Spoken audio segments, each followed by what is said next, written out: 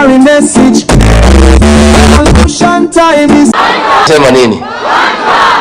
Na pahali wametoka wananchi wanasema nini? Wananchi wanasema nini? Mambo ni one time. Asanteni sana. Thank you very much. We'll be very brief because we have so many meetings and hatutaki kuwaweka sana.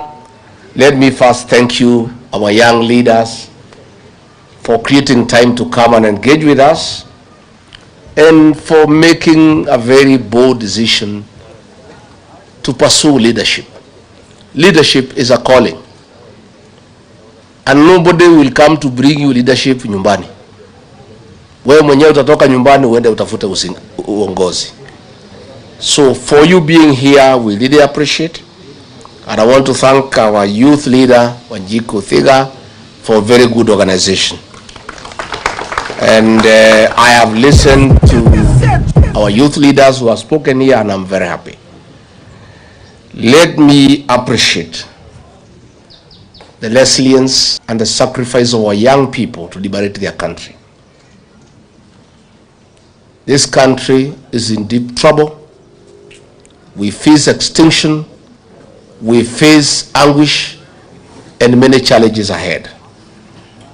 But God has been gracious to this country that our young people, the Gen Zs and the millennials, have taken a very firm stand that they will take an active role to liberate their country from oppression, from abductions, from extrajudicial killings, theft, mismanagement of public resources, nepotism, tribalism, and no other ills that bedevil our country, courtesy of one Githinji. Nyinyi vijana nataka kumwambia pongezi.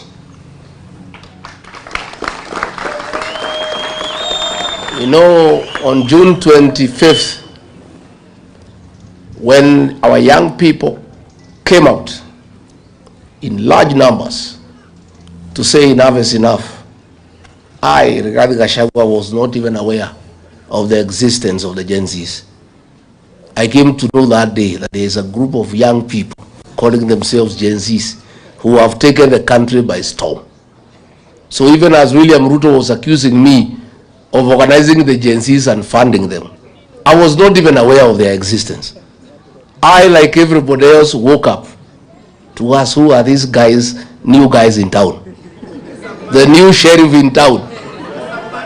The young people had come of age, and they had come to say, we are here, and we are not going to take any more nonsense in this country.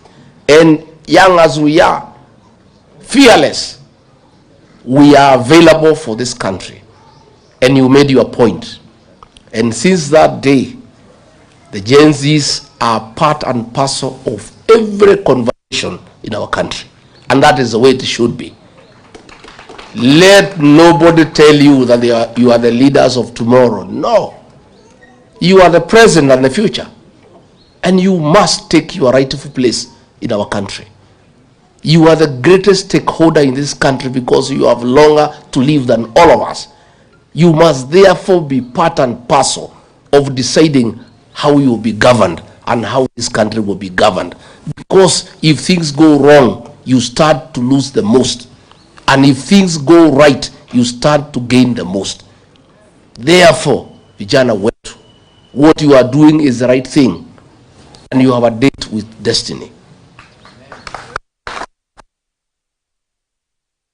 Let me say, I disagreed with William Ruto completely when I was his deputy about the killing of our young people and the abduction of young people. I could not reconcile my conscience as a father, as a leader, as a head of a household, that a government that was elected by the people could turn against our young people, abduct them, torture them, and kill them. I was unable to be part of that government. And I made a very serious decision on the 26th of June 2024. I flew to Mombasa and held a parallel press conference with William Ruto. When he was calling our young people criminals, I called them my sons and daughters.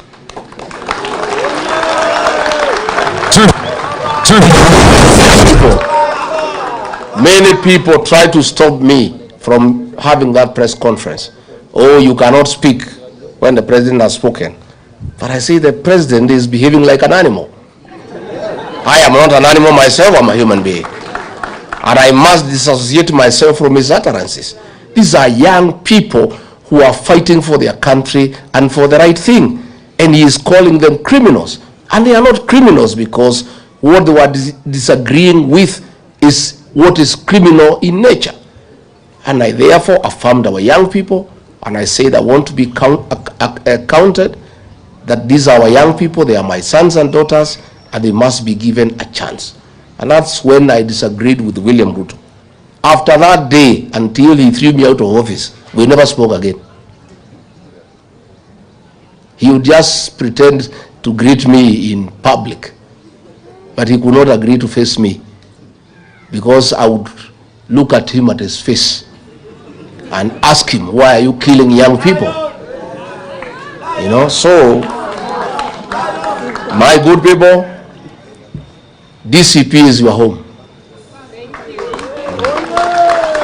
This is the home of the Gen Zs and the millennials. And my mission is very simple. Is to help you, the young people, get rid of Kasongo and take your rightful place in the governance of this country. Hata nikimaliza hiyo niende wa Munyoro nikapumzike, I'll be quite happy. Kasongo aende, vijana wachukue nafasi.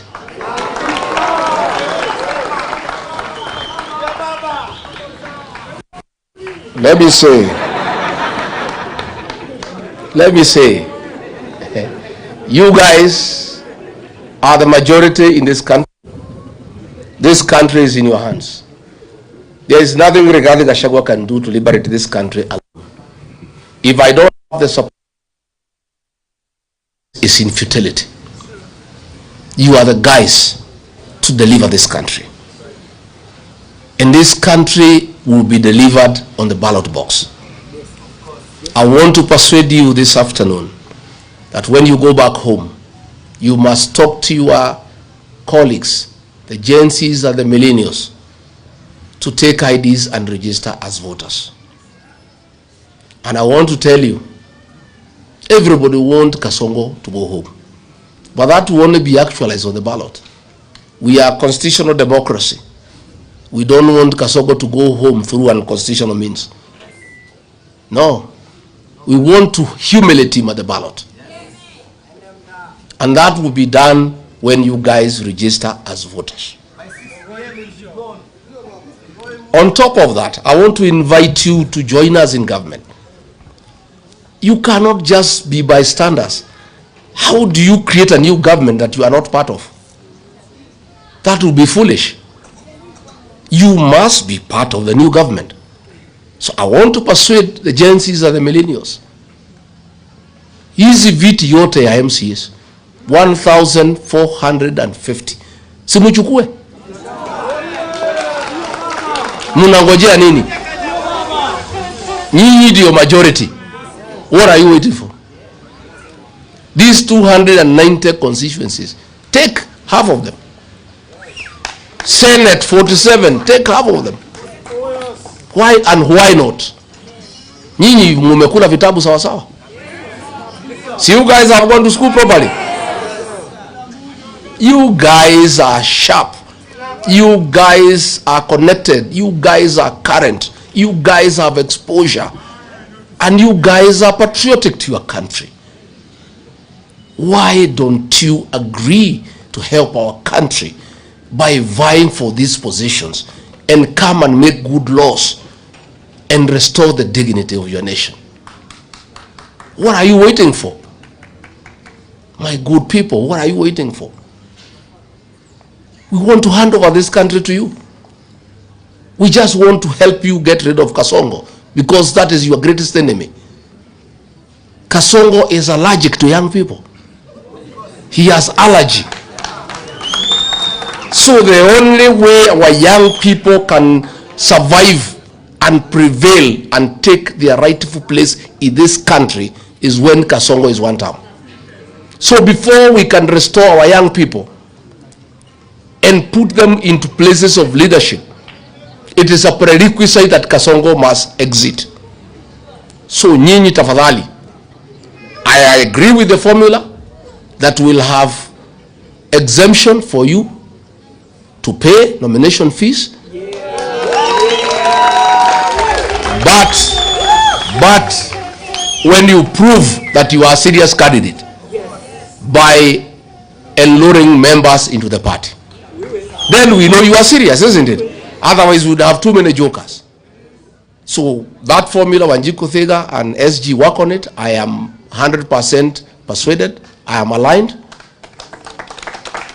You know, the other day I went to my hometown in Karatina, and there were like 15,000 people. Some Gen Z guys there, they want to be MCA. The place was wild.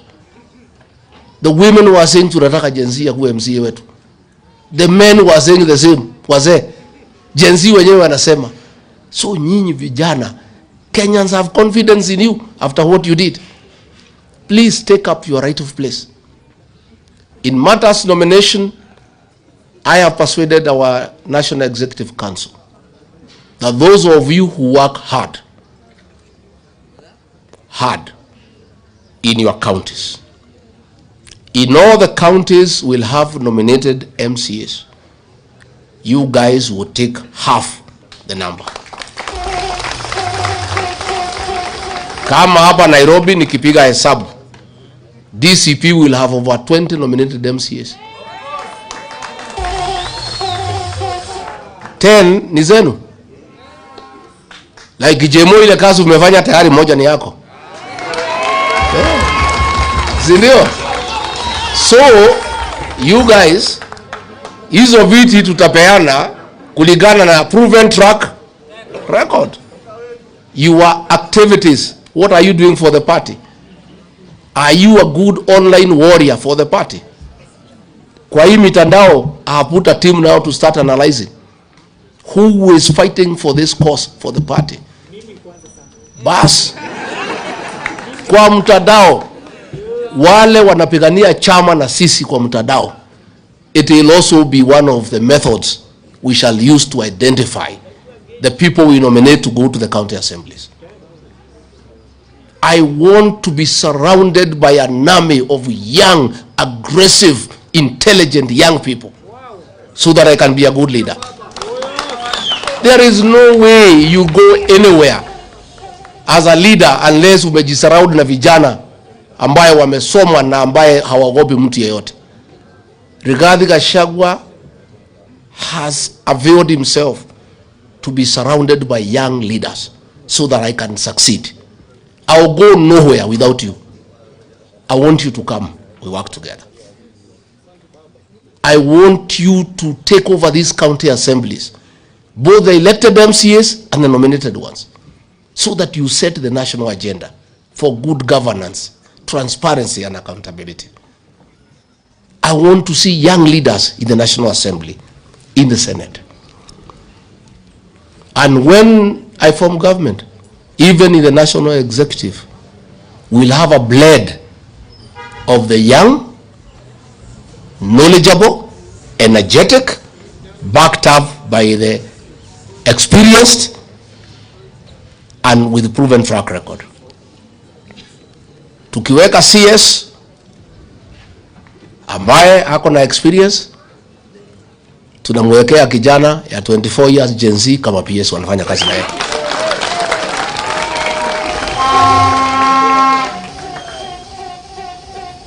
A Rigathi Gachagua-led government will bring to the fore the leadership of our young people. Na mimi sitaki kuchoka sana. Mimi nimeamua, Mungu akinisaidia, mkikubali nikuwe rais wa Jamhuri ya Kenya,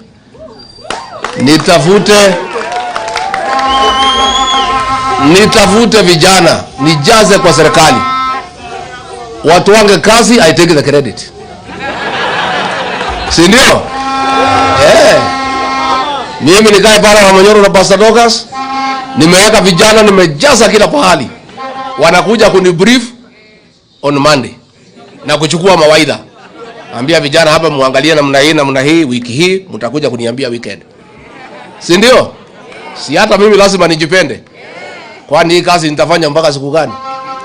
But since I cannot run away from responsibility of working hard, I must surround myself with youthful, energetic young people to help me govern.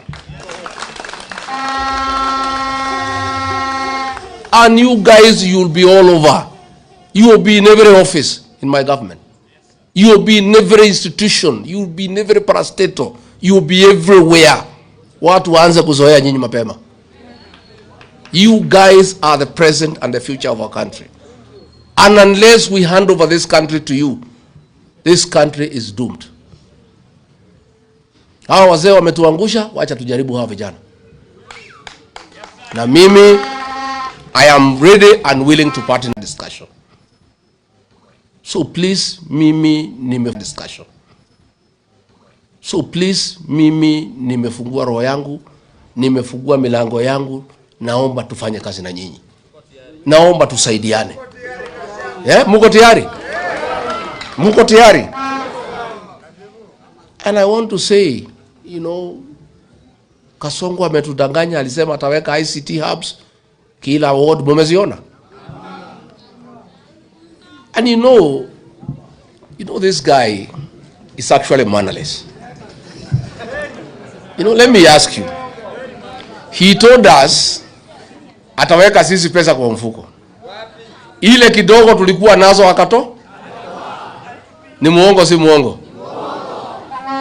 Now he is telling Kenyans that apatiwe nafasi ati to make Kenya at the first world. Now this man in a record 3 years he has destroyed the education system. In a record 3 years he has destroyed the health system. In a record 3 years ameharibu biashara. Kila kitu ameharibu, nothing is working. And he thinks Kenyans are foolish that he can trust them and they can trust him at he has a capacity to make Kenya to be first world. Kama ile tumekupatia mwaka 3 umeharibu. Umeiba kila kitu. The only things you have succeeded, William Ruto, is abducting young people, killing young children, stealing everything. Sasa amefungua factory ya furniture Eldoret. So amesema msitu ifunguliwe ndio watu wakate miti wapeleke kwa factory yake. Everything is about him. Yeah? Yeah? Si ndio? Yeye anataka to destroy the Mau forest because he has opened a factory ya furniture. So he is saying no imported furniture. Furniture yote itatoka kwa factory yake na miti itatoka kwa misitu yetu. So he wants to destroy all our forest, the whole ecosystem and destroy it. Mambo amefungua factory ya chuma. Ndio sasa anaweka mambo ya affordable housing. Amefungua factory ya tiles. This man is in every field ya biashara. Amechukua biashara yote Kenya. Mpaka matatu amechukua na watoto wake. Sasa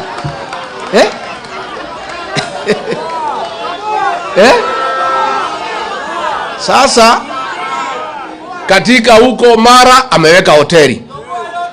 Aposeli he is demanding from Governor Lengu 400 acres aweke hoteli. Huko Samburu National Park ameweka. This man has taken over all businesses and driven kila mfanyibiashara out of business. You know? Sasa tunashindwa nyinyi vijana. Mukileta mchezo mkose kuchukua kura. Kwa sababu nyinyi ndio tegemeo letu. You are the only guys Ruto cannot bribe. You guys.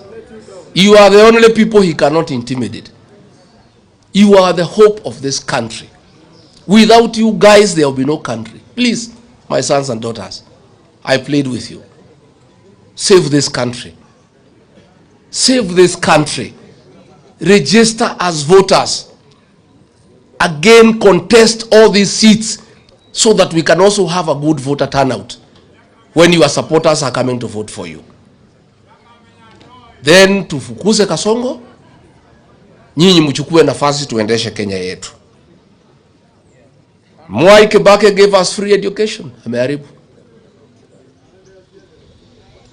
Kila kitu imeharibika. He is saying that since Mzee Raila has rested, that he has no opponent. Let me tell him, wewe William Ruto, Rigathi Gachagua is not your opponent. Kalonzo Musyoka is not your opponent. George Natevia is not your opponent. Martha Karua is not your opponent. Eugene Wamalwa is not your opponent. Your greatest opponent, in case you didn't know, are the Gen Zs and the millennials.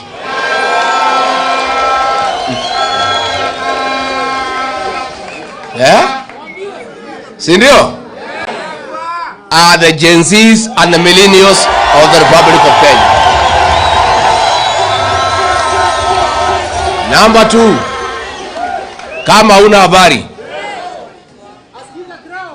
Number 2 opponent wako William Ruto, ambaye atajiunga na hao Gen Zs na millennials, are the payslip holders of the Republic of Kenya.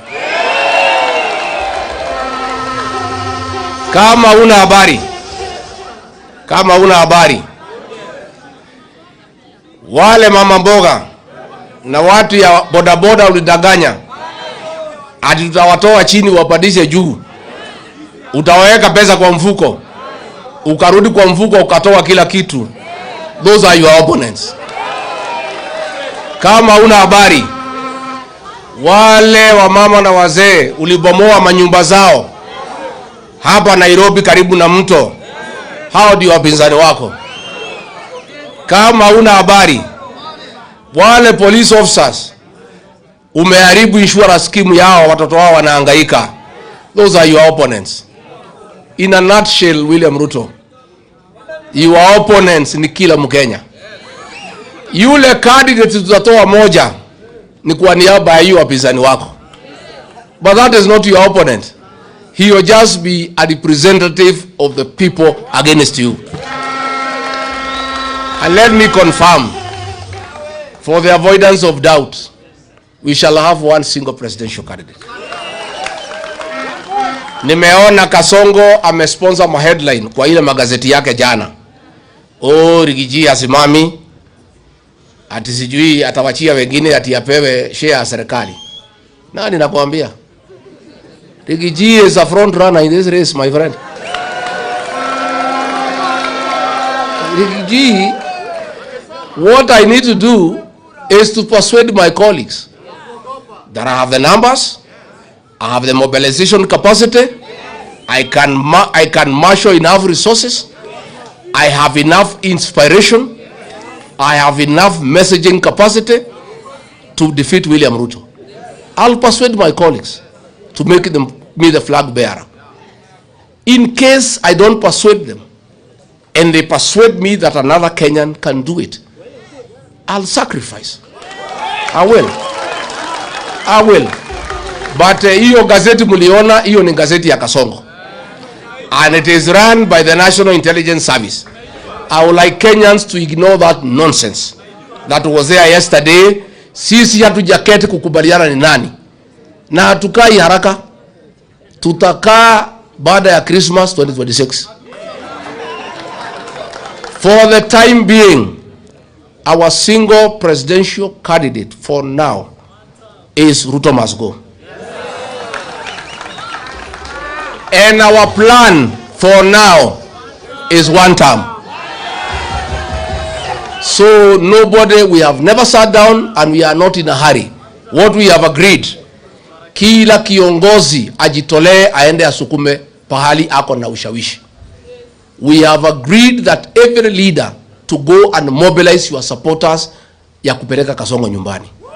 When we have completed mobilizing the whole country that Ruto must go, then we shall sit down and ask ourselves, hii watu yote tumemobilize kufukuza Ruto, nani ataongoza hawa?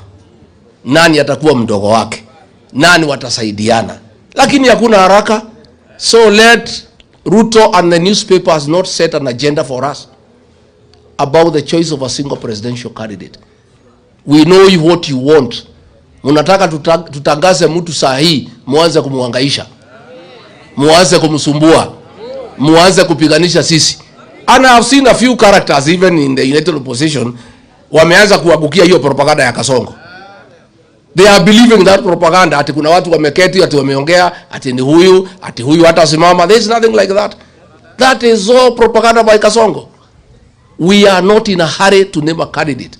And I want to assure the people of Kenya, the job before us today is to register voters and to mobilize Kenyans against William Ruto. When we have completed that exercise in December 2026, we'll sit down and ask all these Kenyans who want William Ruto to go, since he must be replaced by somebody, who will be that person? Sindio? Na niambie Kasongo na watu wake, Kenyans today are not very much interested as who will be president. Kenyans are interested today that William Ruto should go home. That is what has been agreed on, isn't it? Ile kitu imekubalika na Wakenya wamekubaliana. Lazima William Ruto aende nyumba. As to who will replace him is not even a priority for the country for now. It is not a priority.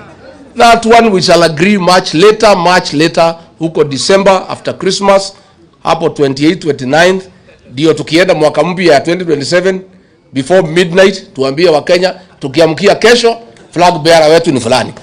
Tumekubaliana? Sindio? So mimi sitaki nipitishe kutoka hapo. Nimesikia Kasongo akisema we are average thinkers. It's okay. Wewe endelea kutusi sisi. Continue abusing us. That is why you are saying we are average thinkers, because you think we are so stupid that you can con us again, that you can make Kenya a first world country. You think we are that foolish. And that is why you are saying that we are average thinkers. You know, ati unasema ati tuache ujinga, ati tutoe pesa vile tumetoa ya housing. Ulitulazimisha. Hakuna mtu alitoa pesa ya housing, you forced us. And I want to announce again, mkinipea hii kiti ya rais, kazi ya kwanza, tukitoka Kasarani, tukifika State House, the first executive order is to scrap the housing levy. And all these houses that have been built will be handed over to the county governments to manage them, raise enough money, and pay back all the workers of Kenya. Then from there, manage them. So, sisi tuko sawa. Young people, please do what you must do. Mimi nataka nikija, nataka nikitembea, nikute nyinyi kila pahali, mume take charge. Take charge of our meetings. Take charge of our meetings. Take charge of the narrative. Hizi viti tafadhali ya ma-MCA ya wabunge mchukue. Kwani nyinyi mkiwa ma-MCA mtajikuna? Kwani mtatapika? And what is the problem? Now you are the majority. So mimi niko nimefurahi, we have several by-elections. Please help us. Pale Mbere watu wamenipigia. Unajua ndiambia watu ya Mbere, tumefungua mahoteli huko ya Kasongo, ya Soprano, ya Karinda, ya Roko, wakule waendelee kukula lakini wasiuze kura. Sasa wamenipigia sema Rigiji, tumekula pesa hii mtu tumechoka, kuja ufunge hoteli. Tuende tuchague Karisi. Watu ya Mbere wananipigia. Mimi naambia watu ya Mbere hakuna nyinyi endeleeni hiyo hoteli. Kuleni wiki hii. Mimi nitakuja kufunga mahoteli Mbere. I'll come and shut down all those hotels. Na ile kivumbi tutaonaisha Kasongo hapo Mbere North. I'll go personally to Mbere myself. I shut down all the hotels. Ile ya Kasongo, ile ya Soprano, ile ya Ruko, ile ya Karinda. And from there I'll give direction. Vile kura itapigwa na watu ya hapo. Hapo Kariobangi, I've told the MPs of Nairobi na wengine, they take charge as I take charge in Mbere. Tuko na uchaguzi pale Narok, watu ya huko they have taken charge. Tuko na ingine Magarini, msijali, tuko sawa. Tunataka hii watu tuanze kuzoeana na kupeana heshima mapema. Si ndio? Si ndio? So you guys, I have faith in you. I have faith in you. Yeah? And I'm telling you, nyinyi tukimaliza hii uchaguzi, mkiona vile nitajaza nyinyi maofisi, mtakuja kuniheshimu. Yeah? Hii maassembly hii mtakuwa mmejaa huko. Bora msinisahau mkifika huko. Najua naye watu wakipata uongozi wanaanza kiburi. You know? There are these fellows niliwasaidia wakakuwa wabunge. Siku hizi wanakula kwa kasongo, wanatusi mimi. Mimi nitapatana na nyinyi kwa ground. Nitapatana nao kwa ground. Na mimi sina ubaya na mtu yeyote. Mimi nimesema hatutaki Tugege. Na sina ubaya. Ni ile hasara tumeenda kwa kuwa na Tugege.